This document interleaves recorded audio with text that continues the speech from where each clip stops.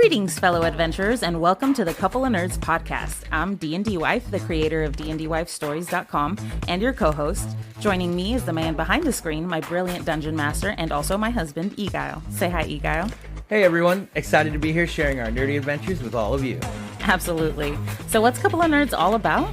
Well, we're diving into the realms of Extraeus, sharing our experiences, playing D&D in our apartment, and exploring the intricate tapestry of relationships both in and out of the game. And we got some exciting segments for you all, from lore deep dives to crafting tips, artwork showcases, and relationship advice on and off the table. We've got a little bit of everything for every kind of adventurer. So whether you're a seasoned adventurer or a tabletop newbie, we invite you to join us today. Tune in, relax, and enjoy the magic of Couple of Nerds. May your rolls be natural 20s and your adventures be legendary. Welcome, everybody, to another episode of Couple of Nerds. I'm your host, DnDWife, and with me is my co-host and husband, Dungeon Master Eguile. How's it going, everyone? Welcome, welcome. We also have a special guest today, Eric. Hello, hello. I'm excited to be here. It's going to be an interesting topic today. Absolutely. Thank you so much it's for going to be joining good to have us. you on the conversation this time, not just one of those interviews. Yes, Yeah. yes. But today is a special Comic Cave segment, part of our miniature painting series, where we're going to be revealing the miniature for Bricky, the soul-stitched bard. It's going to be super fun. We're going to be discussing the inspiration, exploring all the details, the techniques behind bringing Bricky to life on the table, and just talking about how he came to be. So that'll be fun. Yeah, so I mean, obviously this is the start, and it's kind of cool because this was the one who won the first poll. Yep. He was the first choice. Everybody was really excited to see what Bricky looked like. So everybody loves your mini, Eric. Yeah. As they should. It's righteous. I will say, as miniatures go, this is probably one of the more intricate ones as a starter that I had to work on. But it's not a bad thing. I think, there's a lot to this mini too, which I think if you wanted to share, I believe yours was the one that also took the longest.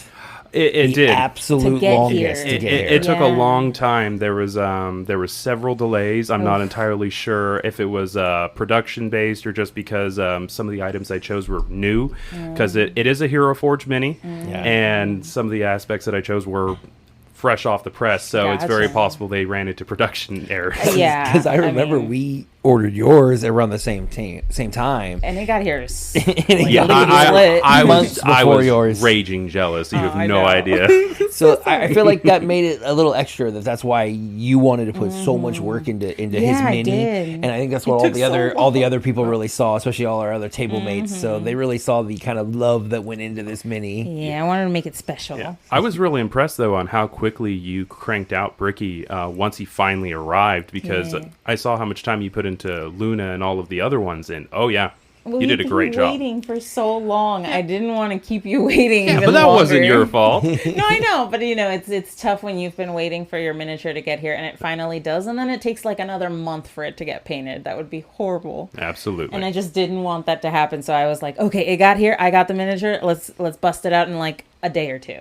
Yeah, Let's you go. did. So that was awesome. And rolling into that, we're going to be talking about how you got the inspiration for the composition for Bricky. What went into you making Bricky? We have a sort of like pseudo-German background for him. How did that go into the look of him? Underbardians. Oh, yeah. So the good Underbardian lore, yeah. Well, he's definitely a combination of many things. Definitely heavily Germanic when it comes to culture. Rock and metal culture as well when it comes to the aesthetic for like the spikes and the leathers. Yeah. But I was also going for a bit of a pagan look. Wanted the boots, wanted the strap leather pants. Gotcha. But it was one of those things where I was hoping to do a trench coat, as that was actually so pivotal for his initial appearance. But that's actually something that Hero Forge doesn't have as an option. I was actually, it was kind of heartbreaking. And I looked all over to do some kind of like alteration, even like with green stuff for like crafting. Yeah. And it was, but well. In a sense, wouldn't it like erase a lot of like the detail, kind of I guess, detail? If your guy's just like basically just like a dude in a trench coat. But see, it would have matched early Bricky. Gotcha. Because in the beginning, obviously, without too many spoilers, he definitely wasn't trying to be super out in the open. He just existed. Where this is definitely much more represents Bricky. The ideal of Bricky. Yeah. Got it. I mean, as you guys are both players, I mean, is there? I mean, I'm a DM, so I can kind of mold any figurine I have into whatever. But like, as you guys have it, is it kind of struggle to get like that perfect balance between what you want it to look like and what you have to like basically stuck with? It is absolutely a struggle. I think the one character I ever had was in the previous campaign with Lullaby. That was like spot on. Although with your painting job, you brought it all the elements in. Yeah, I think the only thing we complained was that she wasn't made smaller, but that was just because by sheer. Yeah, that was by tiny. scale. That was like scaling. Yeah, the scaling would have been way crazy. But you know, there were some issues with my miniature as well that I'll get into about the stylistic when choices. we get to Luna. We'll get to that. But back to Bricky though. No, there's a lot of elements there where, outside of the Germanic and pagan aspects, a little bit of Viking heritage, which I myself have that heritage. Absolutely. So it's part of the reason I gave him long blonde hair. Was trying to give him just a powerful stance while also playing his instrument because, you know, bardic inspiration, it's a thing. Y'all gonna get it. Gotta I happen. like it. But as well as that, I gave him a backpack because I felt that was actually something that's so crucial to D&D because you're actually carrying a lot of stuff. Absolutely. And until late game where maybe you get an awesome magical item that can, you know, help you carry stuff, you're lugging it around, but so many characters actually forego It like, just doesn't look good. pouches and other things. So I assumed, and as rightfully so, that he's a little bit of a pack mule for the party. So it was like backpack is a necessity. Well, yeah, I mean, it really ties into the traveler, which is what we have, you know, become to know as. And it really kind of already ties into that whole idea of like, yeah, you're starting out, like you don't have these magical items. So to see a character kind of carrying more basic gear really kind of sets that, you know, apart. No, it sets the stage. I agree. Yeah, absolutely. You know, the rest of the miniatures do not have backpacks. Some of us do, actually. Yeah.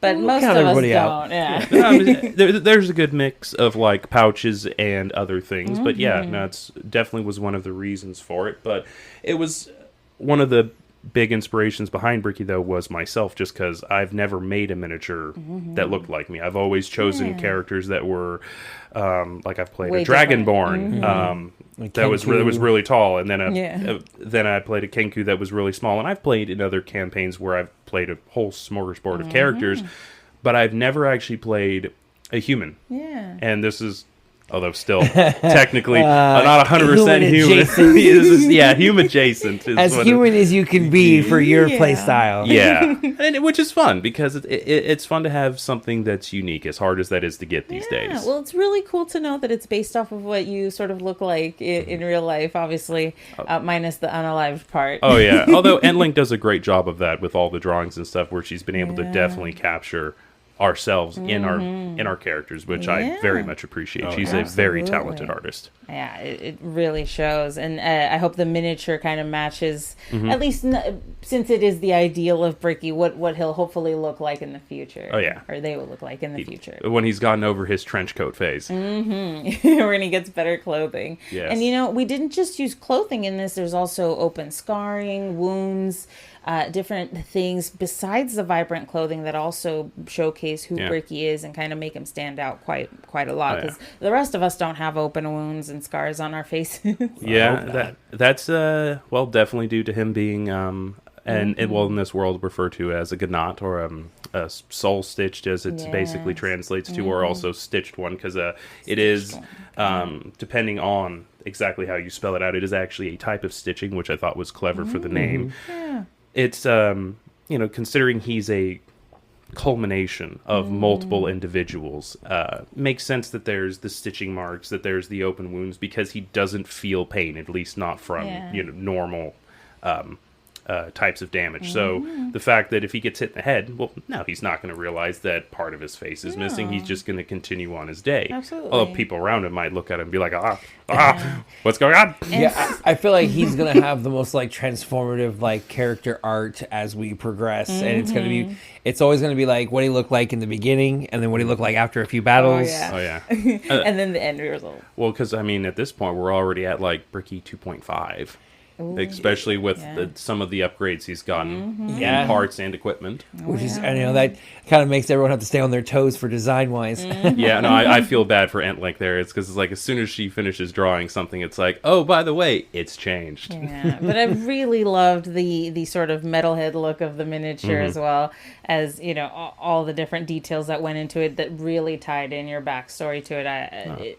I tried to do my best to try to sort of bring that out in the Bricky miniature. No, you definitely did a great job, especially with the different reds and the yellows. And it's, I mean, it's a solid choice, especially when it comes to just bringing life to the miniature. Because if you just choose black as a color, which is a very hard color to shade and give accents to in a way that gives it life, especially with black armor, it's hard. And especially on a miniature this scale. And so changing up the colors to more vibrant colors is absolutely stylistically approved, but also it's it breathes life into something where, well, some exists, I guess you could put it. It helps break it up. Like you said, you have a lot of leather armor on. Your backpack is leather too, so painting a lot of brown would just look like you're just wearing a lot of brown. Exactly. And then even with the guitar or the electric lute, it's for D&D. Yes, because you know the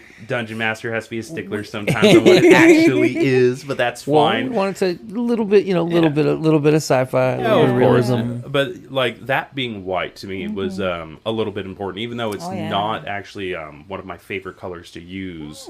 It's especially with the darker armor and stuff, it stands out. It becomes more of a focal point instead of being just something that vanishes into the background. Because you look at that with even bands like Metallica, Disturbed, or any of the others that do hard rock or metal, unless they're, you know, bare-chested out there, you don't see the guitars half the time because they're shiny and black. Blend. And they blend in. So no, for me, it was absolutely important to have something that stuck out. To be Super the focal vibrant, point. Yeah, so that you just look at it and it's like, wait, is he holding an axe? And oh, wait, it's a guitar. It's something else. Yeah, and the red really makes the white pop too on like the backdrop of his leather armor. I also really loved adding the little like spike details to the shoulder sort of pauldron. Punk rock. But what proper metalhead like super metal. punk head doesn't have some spikes and rhinestones? Come on, like that's par for the course. You gotta have the bling there. I'm not gonna be labeled as some poser.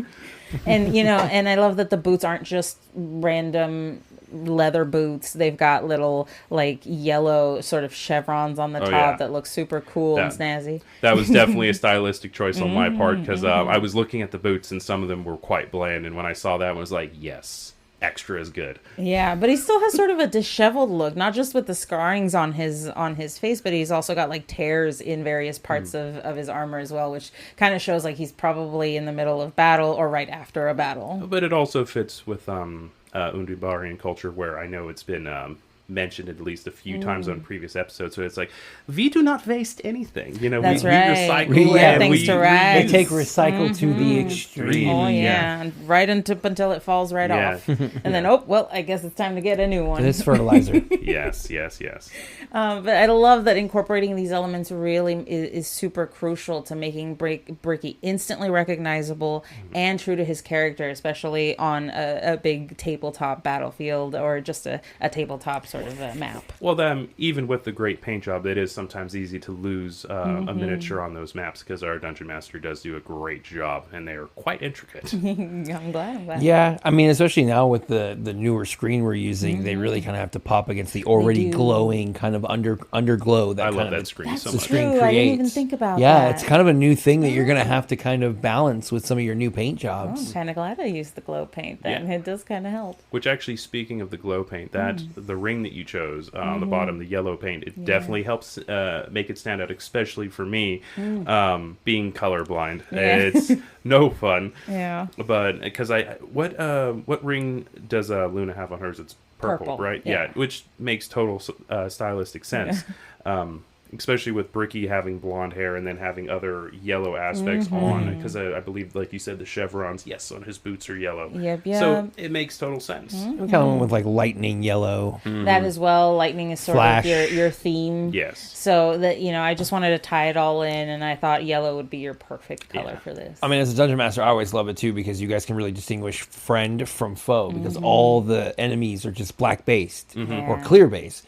So then it's like, okay, I know if my ally's in the line because if there's a color anywhere on board, I am hitting an ally. Yeah. I really appreciate the fact that you spent the time to paint the bases, because I've seen that before. There's different D&D kits out there where they've taken to the same level, but it's a clip-on. It's a base insert, so you take the miniature I've seen those. and you You set just pop it it in, on and there. then you have a colored base to distinguish individuals. But I've never been a fan of them just because they look a little cheesy to me. I really appreciate this. This is time, effort, and it shows the subtle, care and though. attention to detail. Thank you. Yeah, we went with black bases just because we obviously terrain changes wherever we go, and I didn't want to just settle on like one thing. Yeah. It's the universal constant for bases. Right. And then obviously the yellow ring makes it really interesting. Like even in dim lighting, even in the dark, you can still see the bright yellow on the table. So I thought that would be super helpful. And then, as we move over to like what the painting techniques were, I really wanted to use everything I could to make Bricky not just stand out, but look as realistic as I possibly could for a miniature. Oh, you did a great job. I mean, and considering the scale, because what is it, 28 mil? There, I think Oh, I'm so, terrible. yeah. I'm Or a even, DM. it's I'm terrible it's at 25 or 32. 28. They're small. It's not I thought it was 32. No, see, so I know. this is 32, also known as 28 heroic. Got it. This, Gotcha. this is either 25 or 28. Yeah, it's always tough on these small miniatures to paint things like the eyes. That's a running joke. That is the bane of all painters' existence when it comes to faces. That's why so many individuals actually put helmets on heads, because eyes are so hard. Yeah, especially things like, because I had to add a little tiny dot of yellow in your eye for the your glowing eye that changes colors. Oh, and it's very appropriate. Yellow is one of the colors. And incorporating those details was important. I wanted to use things like washes to make the skin look more realistic, especially if you add it in layers, let it pool a little bit, but not too much. It really helps add shadow and depth to the miniature. And then I also added a wash to the blonde yellow of your hair, or of Bricky's hair, to add more depth, shadow as well to the hair. And I love using washes on hair because it really just kind of helps add a quick sort of depth to that. And then you can go in and add some like other extra color highlights. I know there's been a lot of times where I've seen you like working on a mini and it's like super bright and you're like, no, just wait. And I'm like, oh, okay. And then you just, a couple brushes over and it totally changes the entire look of the mini. I'm curious, did you use a brown or a black wash on it, or did you use a special wash that you Putrid flesh. I know, I used a brown wash on it. And the reason I used that is I wanted to give Bricky a sort of dirty blonde look like you have. Since you wanted Bricky to look like you, I wanted it to give that same. So you're not platinum blonde. I once was. Yeah. Not anymore. Tell me about it. Yeah, it usually starts when you're kids, and then as you grow, it gets darker. But you don't have that hair, so I wanted to make sure to emulate that properly. So I used a brown wash on there. But yeah, you can change the way the hair looks by using different washes. So if I'd used a red wash, it would have given you more of a strawberry blonde look. I would have been a ginger. Oh no. a little bit. So, I just love using those things. Using the glow paint for the effects really helps it pop. I loved using little tiny splashes of metallic paint, like I said, on the pauldrons, as well as on the guitar itself, just to add sort of depth, but not to like drown things out, because sometimes when you use big swaths of metal, it can really just kind of it be everything that you see. Yeah. So adding tiny little bits of it in the backpack and on the pauldrons everywhere really just adds the sort of depth to it. You definitely balanced it out very nicely. It's you can see all of the different elements there without it seeming too busy or too crowded. Thank you. And one thing I wanted to ask you is in setting up the color palette, because I had to use a vibrant set of colors as well as some muted colors, is how did you sort of overcome the color blindness challenge to achieve that vibrant color and also make it a cohesive look that looks, like fashionable, very metal. It all looks like it fits together. It doesn't look like a hodgepodge. All right. Well, incoming boring answer. It was I legit the best answers are the boring spent ones. so much time building it, and I got to that part where it's like, oh my god, I gotta figure out how to put colors on this. So what I ended up doing, which I've never actually done for any of my other miniatures I built or had commissioned in this case, was I went to their pre-selected, since this is a Hero Forge mini, I went to their pre-selected like suggested palette, and they usually come with like 30 or 40 of them on there because they have a huge range. So I just started scrolling and until I found one that was interesting, and I knew it was going to be the base. I knew it wasn't going to be the final option, but it was like, okay, I don't know what all these colors are, but I like the way this looks so far. And then I started tweaking with stuff because in that version, like the hair wasn't blonde. But a lot of the leathers were printed out the picture. Yeah. It's like, there was, like the leathers, a lot of them were similar, but I tweaked a few things like with the, like you were mentioning, the chevrons. I changed those color sets. The boots were, I don't know why, but the boots were green in that one. So it's like, no, thank you. No, thank you to the green boots. But I definitely had to I had to just figure it out. It was a lot of stumbling around in the dark, but mostly thank you to the preset that was like, okay, here's the base, and then finagled it. I mean, do you run into that problem a lot though? Like when trying to pick out your kind of character bases? Sometimes I've definitely just at times been like, I'll ask my lovely wife or even a friend, depending on the situations, like, hey, what do you think looks good? Or I even in certain cases have just said, F it, let fate decide. And I close my eyes and I just hit buttons. And then I open my eyes and it's like, this is what we're taking. All right. That's cool. Because I don't want to be indecisive, but it is like the most frustrating part of being colorblind is realizing that it's like, okay, this looks cool to me. And I have like in my head, like what are my preferred colors, but then when I hear what it is, it's just like, that's not what I was going for. It's a struggle. But the biggest compliment that I can ever get for myself when it comes to something that I've made or like in this case created is when other people say, hey, that looks great. It's like, when? You're right. I did good. Or at least did decent. You're right. And I do remember that. I do remember you sending me the pre-generated sort of preview that Hero Forge gives you and being like, let me know if this matches the colors I gave you. Yes. And if it doesn't, I'll change it. No, because I was fretting it, especially considering how long it took to get the mini. Absolutely. So that was a bit tough. But I think it came out really well. And I think it's fascinating that even though you sort of randomized the way that you created Bricky, it really came out with colors that complemented Bricky's color scheme as well as his personality and his background. I just love that it all ties in together really well. No, it's been an adventure, and I really couldn't be happier with it. It's been fun because in the beginning I really did think it's like, oh man, no trench coat, but it's been fun. It's been nice to have something that's different. Absolutely. And I will say I loved painting this because the ideal of Bricky is a lot more challenging than a dude in a trench coat. Oh yeah. But mine is a pretty basic one, so I'm not one to. Oh come on, there's nothing basic. They bring so much life to the table. There's nothing basic about Luna. No spoilers. We'll see.